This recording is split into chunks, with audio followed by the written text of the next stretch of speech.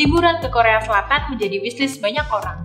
Ada banyak hal yang dapat dilakukan di sana, terutama mengunjungi tempat-tempat yang menarik seperti tempat wisata yang mencerminkan budaya Korea Selatan. Penasaran di mana aja? Yuk cari tahu dengan menonton video ini dan dapatkan rekomendasi tempat wisata populer di Korea Selatan yang bisa kalian kunjungi di upcoming trip nanti.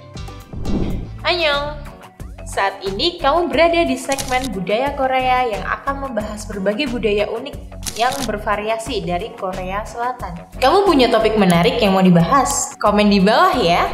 Desa Hanok dapat ditemukan di berbagai lokasi di Korea Selatan, tapi yang paling populer adalah Bukchon Hanok Village. Desa yang terletak di jantung kota Seoul ini berisikan rumah tradisional Korea. Desa ini juga memiliki lorong-lorong yang sempit dan menampilkan suasana kota Seoul pada masa lalu. Jangan lewatkan juga Jeonju Hanok Village yang terletak di kota Jeonju dan punya sekitar 800 rumah tradisional Korea. Lalu ada juga Namsanggol Hanok Village dan Gongju Hanok Village. Berikutnya ada Pulau Jeju. Mayoritas wisatawan yang berkunjung ke Korea Selatan pasti akan menyempatkan untuk pergi ke Pulau Jeju.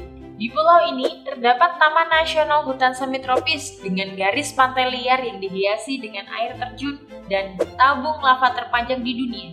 Gak cuma itu dong pastinya, Pulau Jeju punya puncak gunung yang menjulang, yaitu Gunung Halasan. Banyak pantai indah mengelilingi Pulau Jeju, seperti Pantai Jongmun dan Pantai Mangjanggul. Berhubung lokasi Pulau Jeju yang dikelilingi oleh lautan, kuliner lokalnya pun kebanyakan berupa makanan laut segar. Ada juga hidangan khas Jeju seperti black pork, tapi ini nggak halal ya teman-teman. Yang ketiga ada Gyeongbokgung Palace. Istana ini terletak di pusat kota Seoul. Kita akan dibawa menjelajahi keindahan istana ini, bahkan sejak langkah pertama masuk ke istana, karena kita akan dihadapkan dengan gerbang Gwanghwamun yang begitu megah. Di sini kamu juga bisa menyewa hanbok dan berfoto layaknya anggota kerajaan loh. Di dalamnya terdapat berbagai tempat bersejarah. Ada Istana Gyeongjongjeon yang merupakan bangunan utama yang besar dan megah, dan Hall of Gyeongharu yang mengapung di atas danau. Selain itu, Gyeongjongjeon merupakan tempat di mana raja memberikan pidato penting dan menerima duta besar. Kamu juga bisa menyaksikan Changing of the Guard Ceremony yang merupakan pertunjukan yang menampilkan para penjaga istana menggunakan pakaian tradisional. Menariknya, Gyeongbokgung Palace merupakan istana utama dari 5 istana besar yang ada di Korea Selatan sejak masa dinasti Joseon. Nah, kalau kamu mau tahu 4 istana lainnya, kamu bisa nonton 5 istana besar pada dinasti Joseon yang sudah dibahas sebelumnya. Video tersebut akan membahas lebih detail terkait kelima istana bersejarah ini. Berikutnya ada Namsan Seoul Tower. Ikon kota Seoul ini menjadi destinasi favorit wisatawan. Dengan ketinggian mencapai 236 meter, menara ini menjadi saksi sejarah dan ikon cinta di Seoul. Wah, kok bisa jadi ikon cinta? Hal ini karena Namsan Seoul Tower terkenal dengan love locks atau gembok cinta. Pengunjung dapat menggantungkan gembok cinta mereka di pagar dan menyimpan kunci sebagai simbol keabadian dan kesetiaan dalam hubungan. Makanya, kalau ke sini, kamu akan melihat banyak pasangan yang menikmati keindahan kota Seoul dari atas menara. Awalnya, Namsan Seoul Tower merupakan observatorium dan menara komunikasi di puncak Gunung Namsan yang sekaligus jadi pusat geografi kota Seoul. Menara ini bisa dikunjungi pada hari kerja dari pukul 12 siang sampai 10 malam dan weekend mulai pukul 11 siang sampai 10 malam waktu Korea Selatan.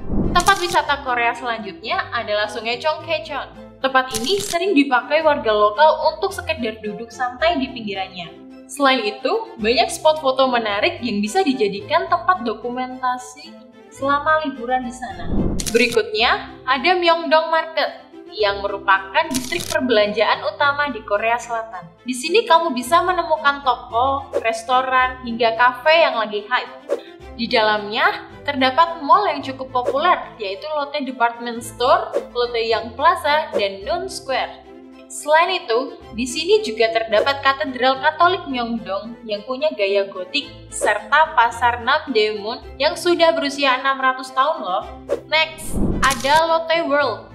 Tempat ini populer banget di Korea Selatan, bahkan pernah jadi tempat syuting beberapa drama terkenal dan variety show legend, Running Man. Banyak fasilitas menarik yang ada di Lotte World, mulai dari hotel, mall, bioskop, museum, hingga arena asketik. Ada juga beberapa wahana menarik seperti kart rider, bom car, 4D shooting theater, hingga rumah hantu. Tempat wisata ini cocok dikunjungi dari berbagai kalangan usia. Jadi, bisa banget tuh kesini dengan pasangan atau keluarga besar. Yang nggak kalah menarik di Korea Selatan, ada alun-alun matahari terbit Homigot, yang merupakan kompleks wisata yang memiliki akuarium laut, taman ekologi laut, serta beragam toko lainnya. Di sini ada sebuah patung perunggu yang memiliki dua bagian, seperti sepasang tangan. Patung yang dikenal dengan Sang Seng Hen ini dibangun pada Desember 1999. Wisata budaya kurang klop rasanya kalau nggak mengunjungi museum, karena disinilah sebenarnya tempat kita bisa mengeksplor seputar budaya suatu negara. Museum Nasional Korea didirikan pada tahun 1945 di bawah pemerintahan pendudukan Jepang setelah berakhirnya Perang Dunia Kedua. Museum ini awalnya dikenal dengan Museum Kebudayaan Nasional. Pada tahun 1972, Museum Nasional Korea dipindahkan ke lokasi saat ini di Yongsan-gu, Seoul. Untuk masuk ke sini, kamu nggak perlu ngeluarin biaya sedikit pun loh, alias gratis. Nah, itu dia berbagai destinasi wisata budaya di Korea Selatan.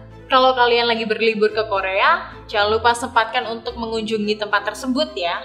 Semoga video kali ini bisa menambah insight kalian seputar Korea Selatan ya. Sampai jumpa di video lainnya.